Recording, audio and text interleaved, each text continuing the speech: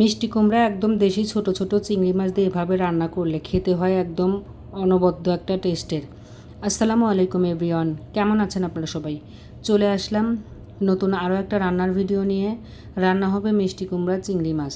প্রথমেই প্যানে পরিমাণ মতো তেল দিয়ে পেঁয়াজ কুচি, তেজপাতা, শুকনা মরিচ, শুকনা জিরা আর একটু রসুন থেতলানো সব কিছু দিয়ে কিছুক্ষণ এটা বাদামি করে ভেজে নেব।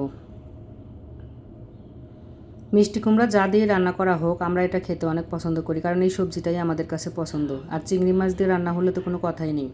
এটা বাদামি করে ভাজা হয়ে গেলে পরিমাণ মতো পানি দিয়ে নিলাম মশলা কষানোর জন্য। রসুন থেতলানো, কাঁচামরিচ ফালি করে রাখা, আবারও কিছু কাটা পেঁয়াজ দিয়ে নিলাম এখানে। ছোট ছোট গুঁড়া চিংড়িগুলো বেছে রাখা হয়েছিল, এই দেশি চিংড়িগুলো দিয়ে তরকারি রান্না করলে তরকারির টেস্টটা একটু বেশিই হয়। চিংড়িগুলো দিয়ে এখন দিয়ে নেব সব মশলা। এখানে দিলাম জিরা আর পেঁয়াজ বাটা,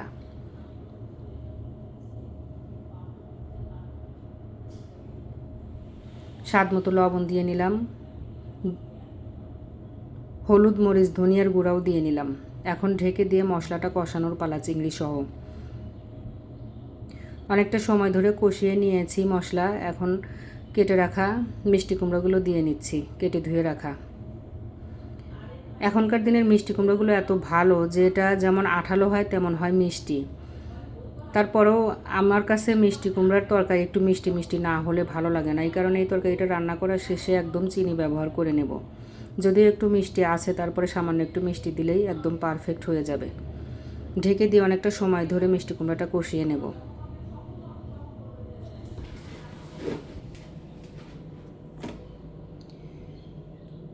চিংড়ি মাছ দিয়ে মিষ্টি কুমড়া রান্না করলে সেদিন দেখা যায় বাচ্চাদের ভাত খাওয়ার জন্য আর বারবার বলতেই হয় না, ওরা এই তরকারিটা এত বেশি পছন্দ করে। ঢাকনা উঠিয়ে একটু বারবার নেড়ে চেড়ে দিচ্ছি যাতে মশলাগুলো নিচে লেগে না যায়। কষানো কিন্তু আমার হয়ে গেছে, এখন ঝোলের পানি দিয়ে নিলাম।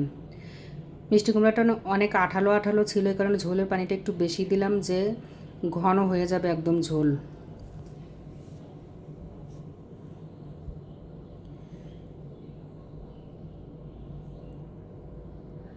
খুব সুন্দর সিদ্ধ হয়ে গেছে মিষ্টি কুমড়া, কারণ মিষ্টি কুমড়াগুলো একদম ভালো ছিল, আঠালো ছিল, এটা একদম তাড়াতাড়ি সিদ্ধ হয়ে যাচ্ছে।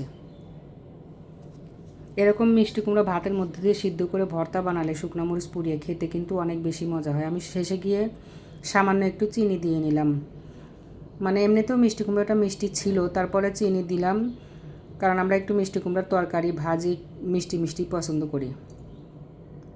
ঢেকে দিয়ে রান্নাটা একদম কমপ্লিট করে নিলাম। ঝোলটা একটু শুষে আসলে আর লবণটা ঠিকঠাক আছে কিনা দেখে নিলেই পারফেক্ট একটা মিষ্টি কুমড়া চিংড়ির তরকারি রেডি হয়ে যাবে।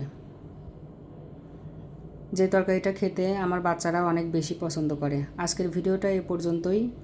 আল্লাহ হাফেজ।